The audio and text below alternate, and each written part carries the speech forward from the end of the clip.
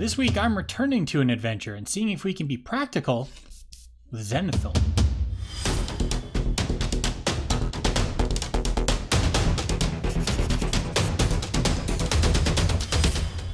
A little while ago I did a video on Zenithal highlighting, but in that video I only did top coats and base coats as an exploration. I never actually finished a model. Well, I want to do that in this one so we can explore the practicalities of doing Zenithal highlighting, and I want to go over 3 different ways of actually applying a Zenithal highlight. The models I'll be using for this are the Alien Hive's Guardians from this month's One Page Rules Patreon, which you can find a link to in the description. Like Marines, these guys don't need much in the way of color separation, and just a few colors could have a unit done and table ready, so they're perfect for a Zenithal approach. Not only that, but they're a horde army, and while they are beautiful models and I would want to take my time on some of them, if you asked me to paint 100 of them, well, they can't all be getting special attention. I've given these all a black undercoat because one of the techniques for applying a Zenithal is going to assume that you only have a black primer. For now though, we need to give the unit a base coat. Since the colors I'm going with are a camo green and a light desaturated purple, I want to take colors that I think are going to show through, but I want to keep them dark. So for the green parts, as well as the bones and claws, I'm going over them with a brown. Because of the black undercoat, it'll end up pretty dark once dry, but that only helps. And if you feel like adding more depth, you can actually leave some of the really deep parts that black, which should speed things up for doing this base coat layer too. For the desaturated purple, I'm going with a bit of a weird undercoat choice, but I'm going to be using a darkened red oxide or terracotta.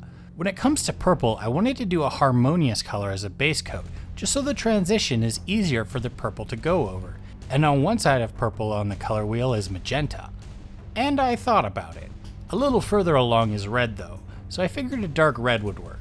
A bright red with black probably would work too, but I felt like the red oxide would just have better coverage, and since this is technically for speed, I finally decided on that. So that's it to prepare the base coats.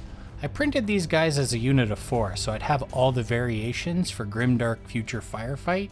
One I already did to make sure the color scheme worked. The other 3 though are each going to get a different version of a Zenithal highlight.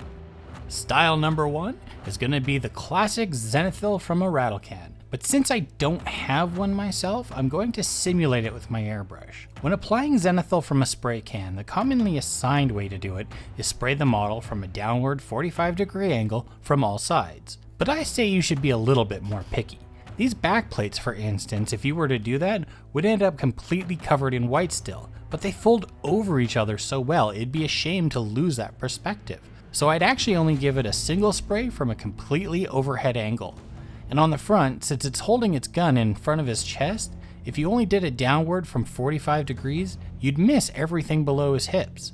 So I would actually turn the model up again and give him another quick spritz at the knees just so they're not a single solid color either. And for all of these, one quick burst is really all you need. Here's how that looks at this stage. We've got nice coverage on the front, which makes sense since that's our light source, and we're able to get a little light below the hips so it's not just flatly dark. But on the back, we've kept that separation between the plates by aligning those plates to protect each other from the spray everywhere but the high points. Style number 2 for applying Zenithal is the quote-unquote pro way, by using an airbrush. The airbrush itself will give a lot of control over each individual part to decide where the lights and shadows are for yourself. And how technical you want to get is completely up to you. You could just look at each part and decide what needs to be lighter, so an arm, a torso, a leg, etc., and simply spray from the correct direction for that part. But you can get even more fine than that too, creating Zenithals on rounded parts with a single close sprays like on the back plates, create gradients from dark to light like on his snout here, or even catch singular edges like on the top part of the fingers. I've heard rumor that if you do have a white acrylic ink, things might go a bit better. As you see, I struggle a bit with paint, but I don't have any white ink, so paint it is.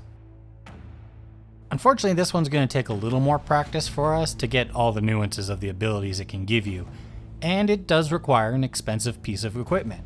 But if you do have an airbrush, this is your best method, and it's just as quick depending on how much effort you'd like to put in.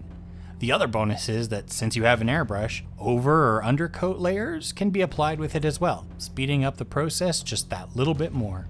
Style number 3 is for the beginner, and assumes that maybe all you have is a starter kit and a black primer. We're going to be dry brushing the Zenithal layer on. One of the things people don't like about dry brushing is that they leave a dusty look on the finished product, and you can see other ways I've dealt with that in my dry brushing video. But with Zenithal, dustiness is common for both the spray methods too, so this becomes just as valid a choice as the others. The secret is that the top layer, since it's going to contain pigment, will smooth out that dustiness. Just don't press too hard. So just dry brush that white on there, pulling the brush down on the model until you're happy with its lightness. While dry brushing is mostly just going to get you your edges and highlight points, if you're methodical with it, you can go heavier light in certain areas to get the light from above effect. And based on the size of your brush, it might just be limited by where it can even fit for the shadows. Now for the top coats. For the bare muscle, I decided on a camo green. Mostly because one of the sets I use already has one mixed up for me. But a bit of a light brown in a green would have got the same thing if you have to mix it yourself. The thing that makes Zenithal a quick way to paint is that it really only takes 1 or 2 layers after the Zenithal layer to get to a finished or close to finished point, depending on how much effort you want to put in. Green is pretty transparent already, so it doesn't need much thinning other than to get it to be a consistent layer. But other than that, it goes on pretty easy and nicely. For the plates, I wanted to go with a desaturated purple. I saw a palette like this with the green and purple in a video game environment and thought it might look pretty nice. So to desaturate a purple, I used some white paint and a black ink along with a purple ink. This ended up being a huge mistake, and I'll explain why as we watch me continue to make that mistake. When it comes to Zenithal, transparency is still quite important. If I had gone with a straight purple, it would have worked out better because a pure pigment like that would be a bit more transparent. But adding the black and white, I ended up with something very opaque. What that does over the Zenithal is just reduces the contrast of those underlayers to pretty much nothing. And if I had just thinned it out more, it'd probably have ended up really watery and left opaque pools in the recesses, or taken a long time to apply evenly, which is the opposite of what doing this was supposed to achieve. So we'll come back to this later in the video, but for now we can look at the next top coat, which did work as I expected. For the bones, I knew that just going over it with a bone color wasn't going to work, because again, if it was too thin, it would have pooled the light colors instead of keeping the darker shades where we want them. So this one is going to be a 2-step process, but it's really not that much slower, especially on this guy with all the sharp edges.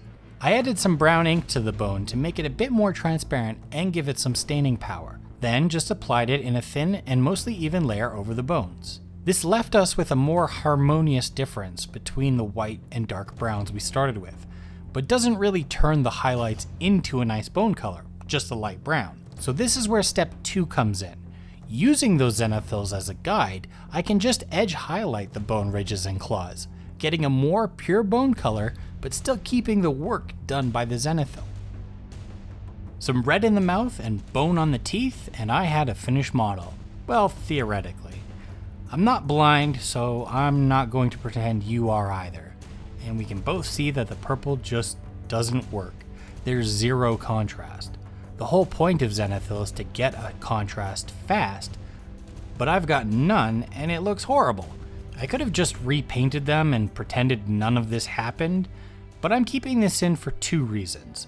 1 is I think someone out there will enjoy seeing me fail, and 2, as a lesson to learn for this journey. I needed to fix this. I can't sit at this desk and tell people what to do when painting models and then do it wrong myself. So I'm taking my 4th Guardian and redoing its shell, along with the Airbrush Zenithal.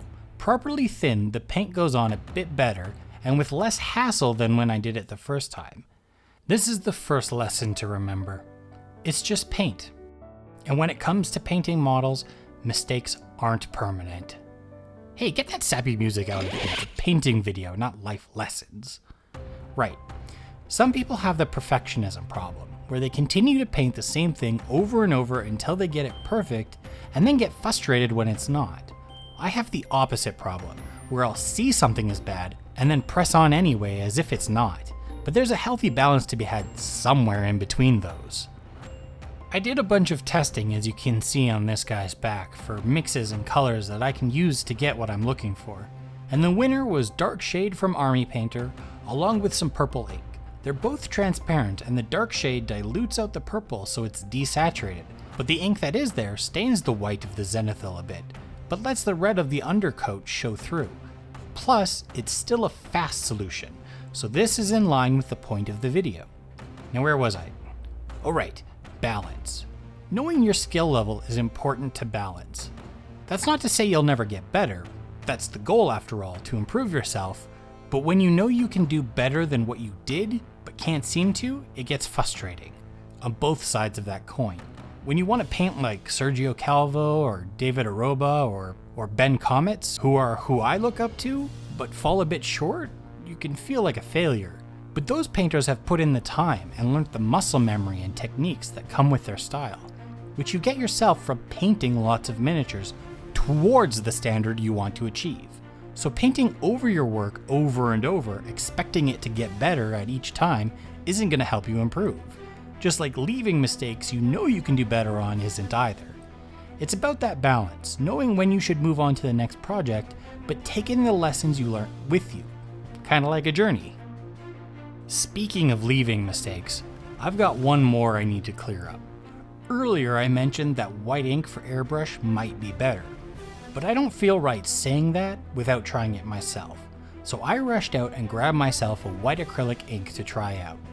Nothing I said about the Zenithal process earlier was an error, I just struggled a bit because the white paint clogged up the brush slightly. I may have under-thinned or didn't mix enough, so to make sure that doesn't happen this time, I'm thinning this right down with a slow dry medium as well. When I start giving it the Zenithal, it doesn't actually feel much different going on than the white paint did.